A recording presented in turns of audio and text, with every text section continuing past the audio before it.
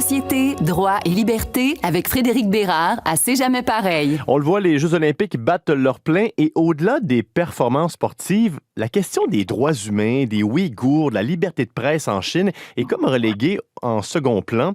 On a souvent l'impression que de grandes puissances comme la Chine, par exemple, ou la Russie aussi, demeurent impassibles, indifférentes face à l'indignation et aux demandes de la communauté internationale. Je sais que c'est un sujet, tout ce qui touche la liberté et les droits de l'homme qui touche particulièrement notre chroniqueur Frédéric Bérard. Salut! Salut! Parce que la Chine, c'est pas tout rose. Même avant les Jeux olympiques, il y avait tout ce qui s'est passé à Hong Kong pour la liberté de presse. On surveille bien sûr les Ouïghours.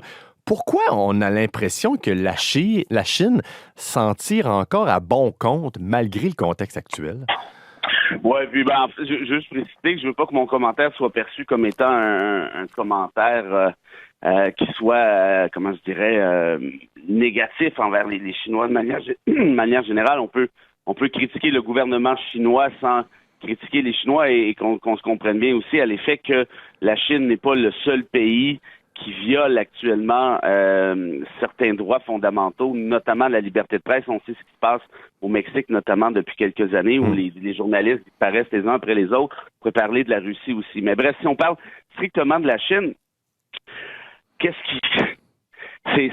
un dossier qui est tellement complexe, Frédéric, qui est tellement riche dans le mauvais sens du terme, que j'ai envie de te dire que c'est essentiellement une question de géopolitique. C'est un peu la loi du plus fort. Si vous êtes la Chine, vous faites partie du Conseil de sécurité de l'ONU, vous êtes une méga puissance, l'une des plus grandes puissances, bientôt la plus grande puissance, si ce n'est pas déjà le cas, tant d'un point de vue économique et bientôt peut-être militaire, du point de vue des fantassins et autres. Qu'est-ce que vous avez à craindre de critiques de pays comme le Canada, de pays même comme je sais pas, comme l'Australie, comme l'Australie, comme la France, mais même d'autres pays du G8, d'autres pays du G20. Est-ce que la Chine craint ces pays-là? Est-ce que les remontrances de ces pays-là atteignent la Chine? Et la Chine joue aussi le jeu. Aussitôt qu'on la critique, elle réplique assez sévèrement. On se rappelle l'histoire des deux Michaels, qui est survenue pas plus tard que, en fait, le dénouement heureusement, en fait, qui est survenu pas plus tard que cet automne. Donc, est-ce que vous voulez jouer à ce jeu-là? On se rappelle, suite justement à l'histoire des deux Michaels et ce qui précédait, la Chine a tout récemment, il y a de ça 2 ou 3 semaines, blâmé le Canada en disant que c'était la faute du Canada si Omicron était rendu sur le territoire chinois. Donc, dans d'autres termes, est-ce que vous souhaitez jouer ce jeu-là, d'avoir en fait la Chine à dos? Ça, c'est une question qui se pose. Et moi, la faiblesse, et on y reviendra, je présume, mais la faiblesse de tout ça, elle est à quel niveau? Elle n'est pas tant au niveau du Canada qui critique ou qui ne critique pas, elle est au niveau du droit international qui devrait s'appliquer dans des cas semblables, ce qui n'est pas le cas. Parce qu'on sait que lorsqu'on est le pays hôte pour les Jeux olympiques, on accueille la planète, donc plein de nations, donc on ouvre ses frontières, et on sait qu'il y a eu des tentatives pour sensibiliser, pour aborder la question des Ouïghours en Chine, le député Alexis Brunel-Duceppe notamment, qui a toujours été très, très, très vocal là-dessus, mais est-ce que finalement on constate que les Jeux olympiques, ça a été une occasion ratée pour, on va peut-être pas régler, mais assouplir la situation des Ouïghours? Absolument. Ça, je suis obligé de partager ton point de vue 1,000,000%. Puis je salue, je l'ai fait en privé d'ailleurs, les initiatives de votre député à ce niveau-là. C'est un des rares qui a été vocal à ce niveau-là. La situation des Ouïghours, Frédéric, faire un aperçu rapidement, là, c'est pas rien là, ce qui est en train de se produire actuellement depuis quelques années déjà. On parle de camps de travaux forcés, de camps de concentration, où plus d'1 million, ou environ 1 million de Ouïghours sont actuellement emprisonnés. Les femmes sont stérilisées, évidemment, de force. On parle de viol. On parle de trafic d'organes. On parle de travaux bénévoles, évidemment, tu l'as compris, au profit de multinationales. Pour en nommer quelques-unes, il y en a à peu près une quinzaine, mais les Adidas, les Volkswagen, les Apple, les compagnies. Tout ça se passe sous les yeux de la communauté internationale. Et là, la France a dénoncé, le Royaume-Uni a dénoncé, le Canada a dénoncé et quelques autres, là, les États-Unis aussi. Est-ce que est-ce que les Jeux olympiques auraient été le moyen, le levier nécessaire pour changer la situation? Moi, je le croyais. Tout ce que ces pays-là ont décidé de faire, dans certains cas, c'est de dire essentiellement, on n'enverra pas nos ambassadeurs diplomatiques. Mais vous savez, entre vous et moi, Frédéric, les ambassadeurs diplomatiques, il n'y a personne vraiment qui s'achale avec ça. Donc, il aurait fallu mettre le point sur la table et y aller de manière beaucoup plus carrée et de dire, c'est dommage, mais tant et aussi longtemps que perdurera la situation des Ouïghours sur votre territoire, nous, on va aller faire nos Jeux olympiques ailleurs, ce qui aurait pu être le cas. Je sais que c'est compliqué à réorganiser, mais en fait, tolérer un génocide de la sorte, franchement, je pense que le choix était facile. Mais quand on parle d'une occasion ratée, ça veut dire que si on n'a pas réussi à les faire bouger, sensibiliser là, on réussira jamais. En fait, si on s'était servi de l'exemple que je te donne, c'est-à-dire, on fait les Jeux olympiques ailleurs, on ne participera pas à vos Jeux olympiques si vous agissez de cette façon-là, peut-être qu'on aurait pu réussir quelque chose. Là, simplement de dire, on n'enverra pas nos diplomates, je veux dire, la Chine a même répondu à ça, vous n'enverrez pas vos diplomates, c'est pas très grave, de toute façon, on les avait pas invités. En d'autres termes, on s'en fout. Et voilà, on est un peu complice de tout ça. Et là, il y en a qui m'écoutent, ils disent, oui, mais nos athlètes ont travaillé tellement fort et tout, c'est épouvantable. Je comprends ça, parce qu'effectivement, il y aurait pu avoir la possibilité d'annuler les Olympiques. Je comprends tout à fait. Je suis empathique à la situation des athlètes. Il n'y a pas beaucoup de sports que moi je peux connaître qui demandent une discipline plus grande que celle des Olympiques.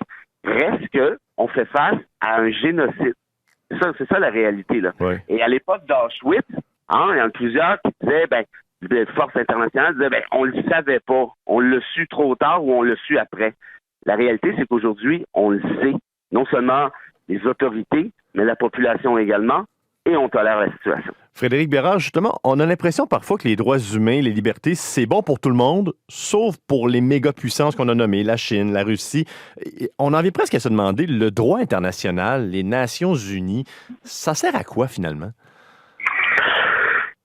C'est drôle, hein, Frédéric, parce que je donnais une conférence hier sur le droit international, les enfants soldats, sur l'affaire Omar Khadr, et puis j'ai été obligé de dire aux gens qui assistaient à la conférence que malheureusement, je sais que c'est cynique, mais moi, le droit international public, celui qui est supposé protéger les libertés publiques, les droits de l'homme, les droits fondamentaux, moi, je n'y crois pas beaucoup. Parce que si les grandes puissances n'adhèrent pas, si les grandes puissances ne permettent pas que le droit international s'applique, alors le droit international ne s'applique pas. Particulièrement à titre préventif pour éviter les catastrophes, comme par exemple celle des Ouïghours. On le voit présentement, la Chine a mis son pied au sol, elle a dit, il se passe rien, puis de toute façon, vous rêvez en couleur, il n'y a aucun problème avec les Ouïghours. Et de ce fait-là, il n'y a aucune instance internationale, d'un point de vue juridique, d'un point de vue judiciaire, qui est en mesure de faire cesser cette espèce de génocide qui est culturel. Or, on doit s'en remettre par la force des choses à la bonne volonté des États. Mais la bonne volonté des États, moi, c'est dommage, mais je fais pas confiance à plusieurs pays, dont la Chine. Et vous savez quoi? Je fais pas beaucoup confiance non plus à d'autres pays qui tolèrent ces agissements, souvent parce que eux-mêmes ont commis des violations d'importance à travers le monde. Et je pense, par exemple, aux États-Unis, il n'est pas très bien placé pour faire la leçon. Donc, de ce fait-là, c'est toujours un jeu dangereux. Hein? Tu veux dénoncer la situation commise par Y, mais ça peut te revenir en pleine face. Si vous êtes la Russie, c'est un peu la même chose aussi. Donc, en d'autres termes, à peu près toutes les grandes puissances sont coincées dans cette espèce de dynamique dont je te parle, ce qui fait en sorte que, pour moi, s'il y avait une solution, puis je sais, je passe toujours pour une espèce de fêler à chaque fois que je dis ça, mais ça prendra réellement une organisation mondiale beaucoup plus puissante que ce qu'on a actuellement, c'est-à-dire l'ONU, avec une réorganisation du droit international, particulièrement en matière de droits de l'homme. Dernière question, tu as commencé la chronique en disant que tu ne voulais pas être défaitiste, cynique. À la lumière de tout ça, comment on fait justement pour ne pas l'être? Parce que là, on entend ça, c'est constant. Je suis presque plus découragé qu'au début de la chronique, Frédéric Bérard. Écoute, je te blâme pas, puis je le suis moi aussi. Moi, on me paie pour dire ce que je pense. Donc, le jovialiste, c'est pas tout à fait ma tasse de thé. En même temps, j'essaie de ne pas exagérer. J'essaie de donner un portrait qui soit lucide. Et franchement, si quelqu'un peut contredire ce que je viens d'avancer là, ça me fera plaisir d'entendre des arguments et de reconsidérer ma posture. Mais bien franchement, on le voit là. Nous assistons à un génocide. Et les termes ne sont pas de moi, les termes sont de la communauté internationale et personne ne peut agir. Pourquoi?